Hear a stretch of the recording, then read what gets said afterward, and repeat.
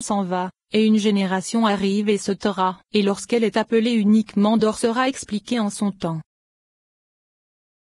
Almanach, cela se réfère à Malkout lorsque Tiferet ne se trouve pas avec elle, et le sens en est que ses 100 portes se trouvent dans les ténèbres de l'exil, et c'est, Almanach, c'est-à-dire qu'il n'y a pas 100 portes, et de même, lorsqu'elle reçoit son écriture elle compte, c'est-à-dire que la lumière revient vers les 100 portes.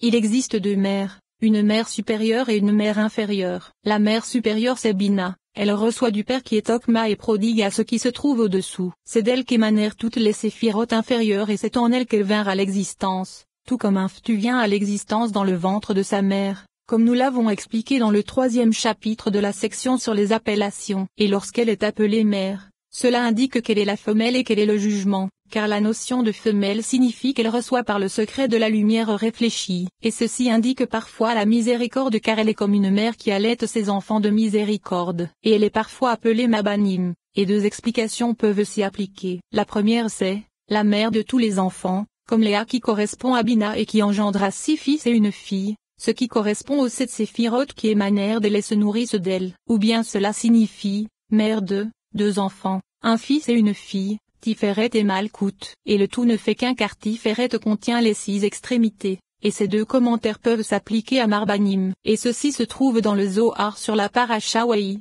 Nous avons appris que Rabbi Isaac a dit, il est écrit une mère d'enfants joyeuse, Alléluia, à la mère est connue, mais qui sont les enfants? Rabbi Siméon dit, nous avons appris que le Saint béni soit-il a 2 enfants, l'un mâle et l'autre femelle et ce Torah. Il est indiqué ici qu'il est approprié d'expliquer qu'en principe Tiferet et Malkout sont les enfants, et il est possible que cela signifie que lorsqu'elles se trouvent dans Bina, elles sont toutes contenues dans le Fils, c'est-à-dire Tiferet qui contient les 6 extrémités ainsi que la fille c'est-à-dire Malkout, et ce sont les 2 parts soufim se trouvant dans la forme du Dalet Vo. Et Malkout est également appelée mère car elle est une mère pour toutes les choses qui se trouvent au-dessous d'elle, et ceci jusqu'au plus profond de l'abîme car toutes furent créées grâce à elle. Elle est une mère pour toutes et elle les fait vivre grâce à Tiferet qui est son époux et donc le père. Et elle est également appelée mère vis-à-vis des Neshamot car tout émane d'elle grâce à l'union, comme cela est expliqué dans la section sur l'essence et la gouvernance. Et dans les Tikkunim, il est expliqué que Malkout est appelée mère du côté de Bina qui est elle-même appelée mère, et le sens en est que c'est grâce à elle que se fit la construction de la côte,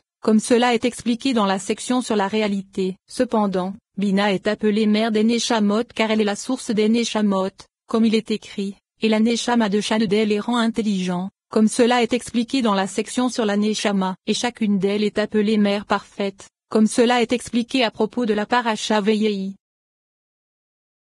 Ama, cela se réfère à Tiferet car toute coudée contient 6 paumes, et de même elle contient les 6 extrémités. Et la demi-coudée c'est Malkout, par le secret de la réalité du qui correspond à 3 veaux, aux 3 couleurs de l'œil, à 3 séphirotes, à 3 paumes, et donc à une demi-coudée. Et c'est également le Yod, hors de Yod ont la taille du veau. Et à ce propos, il se trouve 2 paroles du Rashbi, qu'il repose en paix, dans le Tikkunim, la coudée c'est partout le veau. C'est pourquoi la coudée correspond à 6 paumes, et la demi-coudée c'est le Yod, car 2 Yod ont la mesure de la coudée, et la lettre Yod a une mesure de 3 paumes. Voici qu'il est expliqué que le Yod correspond à une demi-coudée, et il est dit ailleurs, la coudée c'est le hé supérieur, et la demi-coudée c'est le hé inférieur, et la longueur d'une feuille c'est le veau. Et pourquoi le hé inférieur est-il appelé demi-coudée? Parce que c'est un morceau de matzah et ce Torah, et l'explication disant que le Yod et le hé ne forment qu'un seul sujet est établi. Car le Yod est composé des 3 Yod que sont les 3 paumes, et de même le hé contient 3 séphirotes qui sont 3 paumes, et c'est pourquoi c'est un morceau car elle est déficiente et non complète dans son périmètre,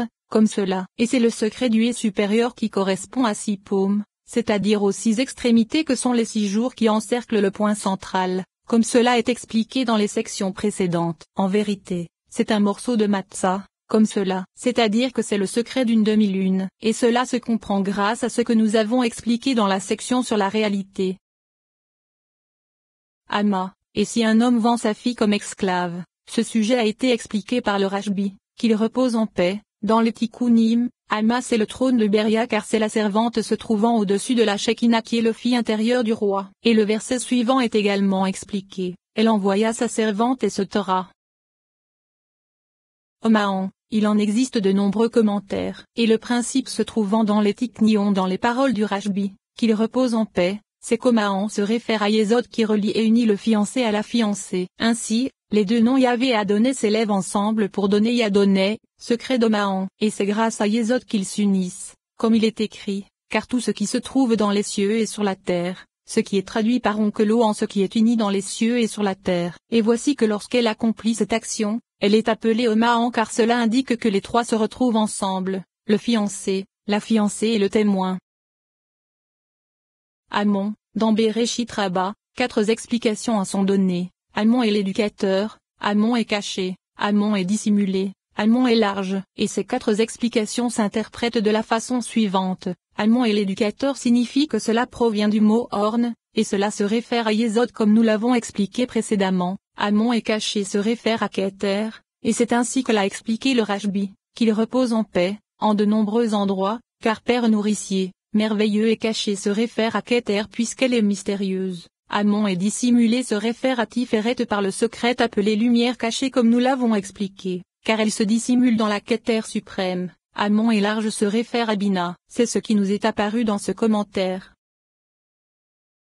Muna, il a été expliqué que cette appellation se réfère à 2 emplacements, chacun en fonction du sujet. Le premier c'est Bina, et cela se réfère à la confiance, et c'est ainsi que le Rashbi, qu'il repose en paix, l'a expliqué dans les Tikkunim à propos du verset tes jours seront renforcés par la foi. Muna c'est Imal là du côté de Ezed car c'est vers elle que se dirige la lecture du Shema qui est une profession de foi. Et le sens en est que la lecture du Shema, c'est-à-dire le sujet de l'union des Séphirot, se trouve du côté des aides. Et c'est la profession de foi dans laquelle nous proclamons croire en son unicité. Et cela se réfère à Bina. Et il existe un mot Muna qui se réfère à Malkout. Et elle est appelée ainsi du côté de Tzadik lorsqu'elle s'unit avec le fiancé. Et c'est ce qu'a dit le Rashbi, qu'il repose en paix, la Shekinah inférieure. C'est la foi se trouvant du côté de Tzadik car en elle sont contenus les 2 noms fidèles, Yadonai. Et il est dit car en elle sont contenus afin d'indiquer qu'elle reçoit le fiancé au-dessus d'elle grâce à Yesod. Et c'est ce qu'a dit Rabbi Hizkiya dans le Zohar sur la paracha Balak, lorsque la vérité se joint à elle pour se réjouir,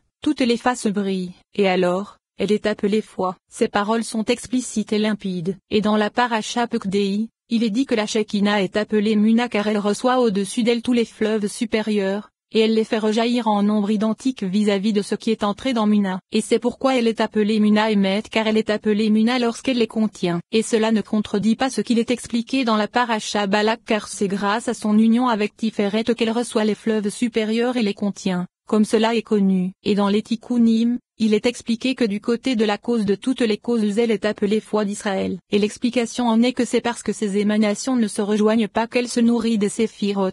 Mais c'est par le secret de simplicité de sa séphira qui émana de l'émanateur, béni soit-il, qu'elle est appelée foi d'Israël. Et il semble qu'il s'agisse de la foi et qu'elle soit plus grande que Okma, par le secret de la Da'at suprême appelée Israël, c'est-à-dire qu'elle est appelée Yod comme nous l'avons expliqué dans la section sur la réalité. Ou bien il est possible de dire que c'est par cet aspect qu'elle est l'identité de la réalité du Yod qui se réfère à l'unité des Séphirot, par le secret du Yod, par son extrémité supérieure, son extrémité inférieure, et sa partie centrale. Et ce sont les 3 Yod qui se trouvent dans le nom suivant, Yod Vaudalet et Yod Vauzalelvo et Yod, ce qui donne. Cela se réfère à, je suis premier, et je suis dernier. Et à part moi, il n'y a pas d'Elohim, au milieu. Et c'est la foi d'Israël pour croire en cette union et en cette foi. Et cela se fait grâce à la révélation de l'Ensoft dans tous les attributs via l'union. Et ceci même dans Malkout. Et c'est grâce à elle qu'il veille même sur l'emplacement de l'abîme, comme cela est expliqué dans la section sur l'ordre de leur organisation. Et voici que par le secret de ce sujet, elle est appelée foi d'Israël. Et c'est ainsi que cela est également expliqué dans les Tikkunim. Et c'est pourquoi elle est appelée foi d'Israël, car en elle sont contenus les supérieurs et les inférieurs. Et la cause se trouve au-dessus de toutes les supérieures. Et ce qui l'unit à elle la gouverne au-dessus de toutes les supérieures et de toutes les inférieures. Voici que ce commentaire est en accord avec ce que nous avons expliqué car c'est d'elle que dépend toute la foi d'Israël puisque c'est d'elle que dépend leur foi lorsqu'elle s'unit à l'Ensoft. Et ceci est impossible sans l'intermédiaire de l'union. Car l'Ensoft se révèle dans les séphirotes par le secret d'une union puissante, et c'est l'une des spécificités de l'union. Et le sujet en est que la Tzilut n'est parfaite que par le secret du mâle et de la femelle, car c'est mâle et femelle qu'il les créa, et il leur donna le nom d'homme parfait. Et l'Ensoft ne dépose sa Shekinah que dans un emplacement parfait, et non dans un emplacement endommagé. À Dieu ne plaise. C'est pourquoi son principe provient de l'union, comme nous l'avons expliqué. Omenet. Rabbi Moshe a expliqué que c'est Malkout qui est appelée Omenet lorsque le père nourricier se trouve en elle, car alors, elle nourrit et fait tout grandir. En vérité, il me semble qu'Omenet se réfère à Tina car c'est ce qu'il est dit de Naomi, et elle lui donna une nourrice. Et il est connu que Naomi correspond à Tina et Ruth à Malkout, et c'est la mère nourricière du fils, c'est-à-dire du veau, comme cela est connu. À Moralim, le Rashbi a expliqué dans les Tikkunim que les trois patriarches, Ezed, Gebura et Tiferet sont appelés Amoraïm, et que Netza, Od et Yesod sont appelés Tanaïm. Apparemment, il aurait été approprié que cela fût l'inverse car les Tanaïm étaient plus grands que les Amoraïm. Mais il est possible que cela ressemble aux savants et aux sages, car le savant est plus grand que le sage. Or le savant se réfère à Tina alors que le sage se réfère à Okma, et le sens en est que tout ce qui s'élève voit la connaissance que l'on a de lui diminuer. Et il en est ici de même car les Tanaïm qui étaient plus grands que les Amoraïm descendirent dans la profondeur des choses alors que les Amoraïm connaissaient les choses comme ils les avaient reçues mais sans que le sens leur en fût révélé. Et il en est de même de l'action de Ezed, Gebura et Tiferet car la connaissance de leur œuvre est cachée. Imra, cela se réfère à Malkout, comme dans 11 a accompli sa sentence. Et il est expliqué dans le Zohar sur la parashana, cela signifie qu'il a déchiré son vêtement. Et ainsi, la Shekinah est un vêtement et un palais pour Tiferet, car on ne peut prononcer le nom de 4 lettres que dans son palais, c'est-à-dire Adonai. Et elle est appelée Imra lorsqu'elle est une couronne sur la tête de son époux, c'est-à-dire à la cime du sommet, lorsqu'elle se nourrit des 3 premières. Et l'expression sa sentence est une expression de hauteur et d'élévation, comme dans dites du bien au juste. Amitse comme dans que ton cœur soit fort et courageux. Il semble dans les textes que cela se réfère à la puissante force de Gebura. En vérité, cela se réfère au côté de Bina qui lui prodigue. Et la preuve de cela se trouve dans et une puissante force, ce qui correspond à la force de Bina comme nous l'avons vu précédemment en ce qui concerne Ish. Amira. Il en existe de nombreux commentaires. Certains ont expliqué que cela se réfère à Malkout à cause du verset « Adonai fit entendre un discours » et la parole se réfère à la tribu Gebura. La preuve en est apportée par le verset Elohim parla à Moïse qui mentionne la parole associée au nom Elohim, c'est-à-dire à Gebura. Alors que dans il lui dit « Je suis l'Éternel » c'est le discours qui est associé au mot Ani. Et il y en a d'autres qui ont expliqué l'inverse en disant que le Dibur se réfère à Malkout et que la Mira se réfère à Tiferet. Et dans le Zohar sur la para Aveikra à propos du verset tout ce pays dont je t'ai parlé, il est expliqué que cela signifie j'ai voulu, c'est-à-dire l'expression de la volonté qui s'est élevée au sommet de la volonté. Et ceci est indiqué à partir de nombreux versets. De même, il est expliqué dans le Zohar sur la parashana, en disant c'est la femelle. Il semble dans ce commentaire que un / Nira se réfère à Malkout, et il en est assurément de même pour ainsi parla l'Éternel. Et dans la paracha Yitro à propos du verset je suis l'Éternel ton Dieu,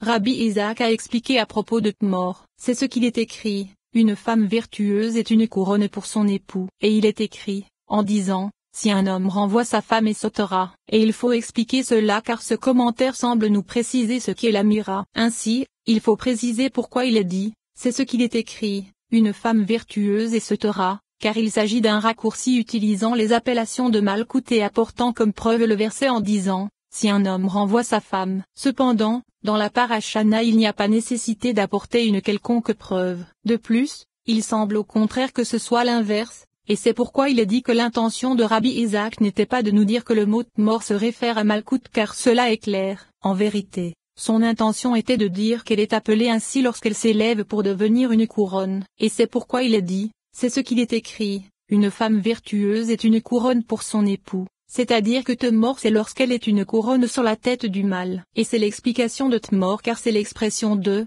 aujourd'hui, tu as glorifié l'Éternel, et l'Éternel t'a glorifié en ce jour, dites du bien au juste, et ainsi de suite, et ce sont toutes des expressions d'élévation. Et le sens en est que ces paroles servaient à élever Malkout afin qu'elle devienne une couronne sur la tête de son époux. Et il est mentionné le verset suivant, en disant, si un homme renvoie sa femme et sautera, car la difficulté de cela provient du fait qu'il s'agisse de l'inverse de son opinion puisque son renvoi est introduit par Tmor. Et c'est pourquoi il est dit au contraire que cela apporte la preuve que Tmor la désigne lorsqu'elle était une couronne pour son époux, et qu'ensuite elle fut renvoyée, à Dieu ne plaise. Car lorsqu'elle se trouvait en haut, avant qu'elle ne fût renvoyée, elle était appelée son épouse. Et c'est la signification de la présence de ce verset où il est indiqué le contraire de ce que nous avons étudié. Et maintenant, Les paroles des commentateurs s'appliquent également au fait que la Mira se réfère à Tiferet car elle se trouve dans